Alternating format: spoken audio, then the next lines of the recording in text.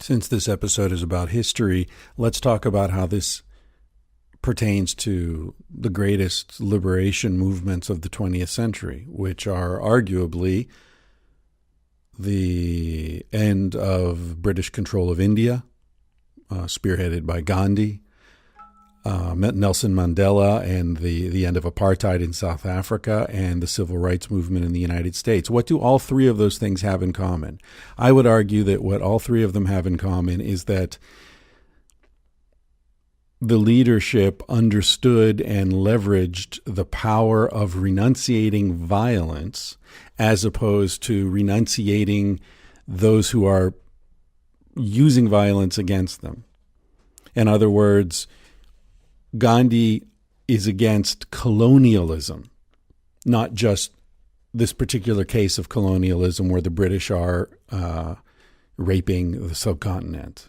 Nelson Mandela is against apartheid, against that sort of racial segregation and exploitation of people, not particularly against the Boers or against de Klerk or whomever is in power at that particular moment. And the civil rights movement, Martin Luther King is looking at that and saying, okay, what we're against is racism. We're against forced segregation. We're against the fact that blacks are subhuman in this society, that blacks are not receiving the same rights and the same benefits as everyone else, and you're treating us as if we don't deserve those rights.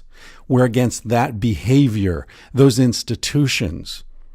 It's not about us versus these particular white people, because we're going to die, they're going to die. The whole it's like a whirlpool. The water keeps changing, but the pattern remains. And it's the pattern that's the problem, not the individuals who make up that pattern. And until we understand that, I think we're powerless to really make any great insights or great changes in history. And one of the really interesting things about those movements, if you look at Nelson Mandela, you look at Gandhi, you look at Martin Luther King, all three of them were inspired and motivated, and we could even say that their thinking was in many ways triggered by a single essay called Civil Disobedience by Henry David Thoreau. Now, you probably have heard of him as the guy who wrote Walden. In the 1840s, he wandered off into the woods and lived alone in a cabin by Walden Pond for a year and wrote a book about it. He's sort of seen as the one of the progenitors of this individualism, and he was also a real kind of hippie in his own way. His idea was, I want to understand life. I'm young. I think he was in his 20s when he did this, and he's like, okay, I want to really understand life before I get caught up in all these traps and all this bullshit and, the job and the wife and the kids and the nightmare, the complete nightmare, as somebody called it. Before I get caught up in that, I want to really look at my life. I want to reduce it to its simplest elements. I think he said something like, I want to drive it into a corner and really look at it. And then when I've looked at it, then I'll make the decisions on how I live my life. In any case, he also wrote this essay called Civil Disobedience, and that was about slavery. He refused to pay taxes unless the government would guarantee him that none of his tax money would be used to perpetuate slavery. So what happened? He went to prison.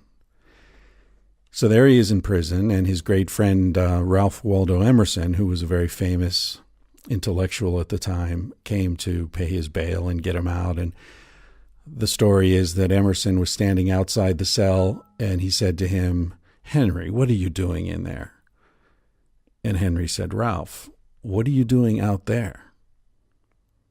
Now, my point is, Martin Luther King, Gandhi, Nelson Mandela all read this essay called Civil Disobedience by Henry David Thoreau. I'd encourage you to do it as well. It's 20 pages. It's nothing, but it's an essay that changed the course of history.